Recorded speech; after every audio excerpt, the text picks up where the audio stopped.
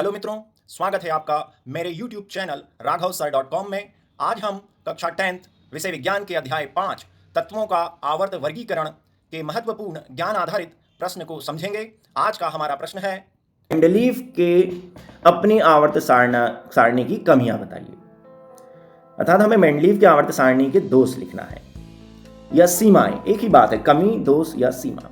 आधुनिक आवर्त सारणी द्वारा किस प्रकार से मेंडलीव की आवर्त सारणी की विसंगतियों को दूर किया गया, कमियों को या दोषों को कैसे नई आवर्त सारणी में दूर किया गया, यह आधुनिक आवर्त सारणी की विशेषताएं लिखिए। इन तीनों प्रश्नों के उत्तर आपको एक ही उत्तर में देखने को मिल जाएंगे। ये लीजिए, हमारे सामने उत्तर आ गया है। अगर आपसे पूछा जाता है मेंडलीव की आवर्त सारणी की कमियां लिखिए, तो यहां पर जो अंडरलाइन किया गया है वो मेंडलीव की आवर्त सारणी की कमी है। जैसे मेंडलीव क्षार तथा क्षारीय मृदा धातुओं को अन्य तत्वों के साथ रखा, उन्होंने, ये गलती थी, उनकी कमी थी। उन्होंने उत्कृष्ट या क्रियाशील गैसों को अपनी आवर्त सारणी में शामिल नहीं किया। समस्थानिक एवं समभारिकों के रखने की विसंगति थी, अर्थात गलती थी। तत्वों का परमाणु द्रव्यमान नियत रूप से नहीं बढ़ रहा था।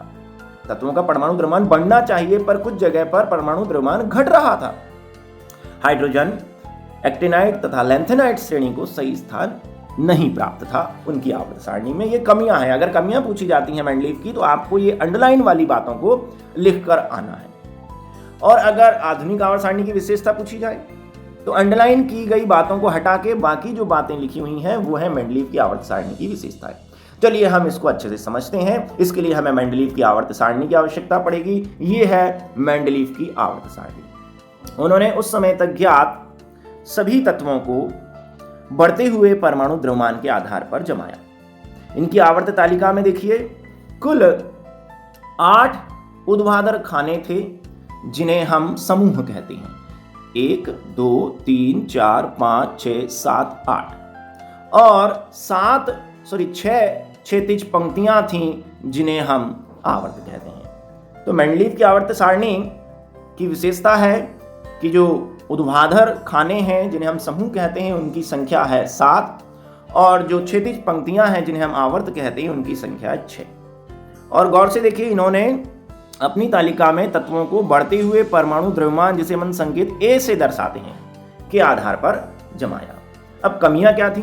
पहली कमी थी कि इन्होंने क्षारीय तथा क्षारीय मृदा धातुओं को अन्य तत्वों के साथ रख दिया। ये देखिए, आप समूह 1 का कॉलम ए देखें तो यहां पर क्षारीय धातुएं हैं, और समूह 2 का ए देखें तो यहां क्षारीय मृदा धातुएं हैं। लेकिन इसके साथ साथ इन्होंने दूसरे तत्वों को भी जमा दिया है। देखो, कॉपर को जमा दिया है, सिल्वर को जमा दिया है, गोल्ड को जमा दिया है। इधर क्षारीय मृदा धातुओं के साथ इन्होंने अन्य तत्व जैसे जस्ता, कैडमियम और पारे को भी जमा दिया है, जबकि उनके गुण क्षारीय धातुओं और क्षारीय मृदा धातुओं से भिन्न है। तो ये इनकी कमी थी कि इन्होंने क्षारीय और क्षारीय मृदा धातुओं को अन्य तत्वों के साथ एक ही समूह में रख दिया। मोसले ने जब आधुनिक सारणी बनाई तो उन्होंने क्या किया जिससे कमी दूर हो गई? तो ध्यान से देखिए, मोसले ने जब आधुनिक सारणी बनाई तो उन्होंने इन समूहों को, प्रत्येक समूह के ये दोनों वर्गों को अलग कर दिया। प्रत्येक समूह के दोनों उपसमूह ए बी को अलग कर दिया। कर दो अलग तो कितने समूह बन जाएंगे? हर समूह में, यहां देखिए, हर समूह में 2 उपसमूह हैं। हर समूह में 2 उपसमूह ए और बी। इन्होंने इन दोनों उपसमूहों को अलग कर दिया। तो इस प्रकार 1, 2, 3, 4, 5, 6, 7, 8, 9, 10, 11, 12, 13, 14 के बाद यहां देखिए 15, 16, 17 और 17 समूह बन गए, और 18वें समूह में उन्होंने उत्कृष्ट गैसों को रखा। तो इस प्रकार इन्होंने हर समूह के दोनों समूह ए बी को एक दूसरे से अलग कर दिया, और आवर्तों की संख्या 7 की बजाय बढ़ाकर 18 कर दी। तो इस प्रकार क्षारीय और क्षारीय मृदा धातुएं एक दूसरे से, अन्य तत्वों से अलग हो गई। चलिए, अगला दोष है इसमें, इन्होंने यहां देखिए कहीं भी निष्क्रिय या उत्कृष्ट गैसें नहीं रखी हुई हैं। Helium, neon, argon, krypton, xenon, radon, ये कहीं भी आपको नहीं दिख रहे हैं। तो इन्होंने उत्कृष्ट गैसों को अपनी आवर्त सारणी में शामिल नहीं किया, जबकि मोसले ने जब आधुनिक आवर्त सारणी बनाई तो उन्होंने उत्कृष्ट गैसों को सबसे आखिरी में 18वें समूह में रख दिया। तीसरा है जो इसकी कमी है मेंडलीव की आवर्त सारणी की, समस्थानिकों एवं समभारिकों को रखने की विसंगति है। आप समझते हैं समस्थानिक क्या होता है? समस्थानिक कभी कभी कुछ तत्व एक से अधिक रूपों में मिलता है जिनके परमाणु क्रमांक समान लेकिन परमाणु द्रव्यमान भिन्न भिन्न होते हैं, उन्हें हम समस्थानिक कहते हैं। जैसे हाइड्रोजन के 3 समस्थानिक होते हैं, प्रोटियम, ड्यूटेरियम और ट्राइटियम, जिसे हम सामान्य हाइड्रोजन, भारी हाइड्रोजन और रेडियो एक्टिव हाइड्रोजन भी कहते हैं। इन सबका परमाणु क्रमांक 1 होता है, अर्थात इनके नाभिक में प्रोटॉनों की संख्या 1 ही है, लेकिन परमाणु द्रव्यमान सबका अलग अलग है। प्रोटियम का परमाणु द्रव्यमान 1, ड्यूटेरियम का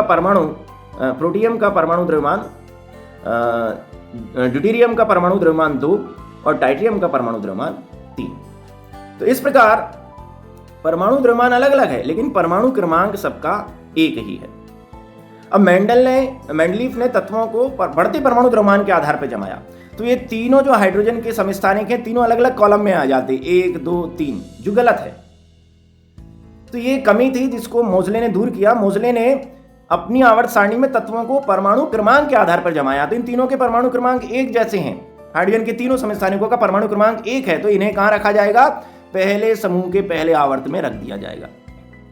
तो तीनों समस्थानिक एक ही जगह आ गए और ऐसा होना भी चाहिए। तो मेंडलीफ की आवर्त सारणी में समस्थानिकों को रखने की विसंगति थी।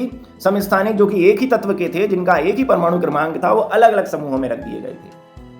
तो आधुनिक आवर्त सारणी में जब परमाणु क्रमांक के आधार पर जमाया तो यह विसंगति दूर हो गई। तत्वों का परमाणु द्रव्यमान नियत रूप से नहीं बढ़ रहा है। कुछ जगह पे देखिए, मैं आपको दिखाना चाहूंगा, तत्वों का परमाणु द्रव्यमान बढ़ने की बजाय घट रहा है। यहां देखिए 112 के बाद 114 बढ़ रहा है, 114 के बाद 118, 121, 127, यहां पर बढ़ता हुआ परमाणु द्रव्यमान है। कुछ जगह पर परमाणु द्रव्यमान घट रहा है, यहां पे देखिए ये यहां घट रहा है। 127 के बाद फिर 126 आ गया, ये तो घट गया। उसी प्रकार एक जगह और मैं आपका ध्यान आकर्षित करूंगा, यहां पे देखिए, यहां भी परमाणु द्रव्यमान कम हो गया। 58.9 के बाद बढ़ना चाहिए था लेकिन 58.7 हो गया।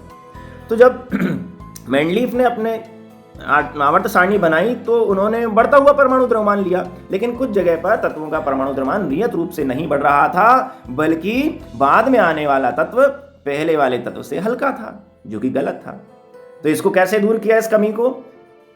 आधुनिक आवर्त सारणी में तत्वों को द्रव्यमान के आधार पर जमाया ही नहीं, क्रमांक के आधार पर जमाया, तो यह विसंगति भी दूर हो गई।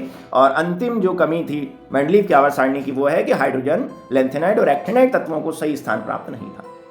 इन्होंने लैंथेनाइड और एक्टिनाइड तत्वों को 5वें और 6ठे आवर्त में जमाया था, लेकिन बाद में कई सारे लैंथेनाइड एक्टिनाइड तत्वों की खोज हुई, उनकी संख्या बढ़ गई। तो आधुनिक आवर्त सारणी में एक आवर्त और बढ़ा दिया, 7वां, ताकि इन दुर्लभ मृदा तत्व अर्थात लैंथेनाइड एक्टिनाइड को भी आसानी से जमाया जा सके। तो वे थे तो 6ठे और 7वें वर्ग के ही, लेकिन उन्हें आवर्त सारणी के नीचे अलग से रखा गया, तो ये विसंगति भी दूर हो गई। तो प्रश्न आपसे यहाँ कई तरीके से पूछा जा सकता है। आपसे पूछा जा सकता है कमियां लिखिए मेंडलीफ की आवर्त सारणी की, तो मैंने मेंडलीफ की आवर्त सारणी दिखाते हुए आपको कमियां बता दी, जो यहाँ अंडरलाइन किया गया है वो कमियां हैं। विशेषताएं आधुनिक आवर्त सारणी की, तो बाकी चीजें यहाँ पर जो लिखी हुई हैं वो आधुनिक आवर्त सारणी की विशेषता है। और बीच वाला प्रश्न कि कैसे मेंडलीफ की आवर्त सारणी की कमियों को आधुनिक आवर्त सारणी में दूर किया गया, तो आपको पूरा लिखना पड़ेगा।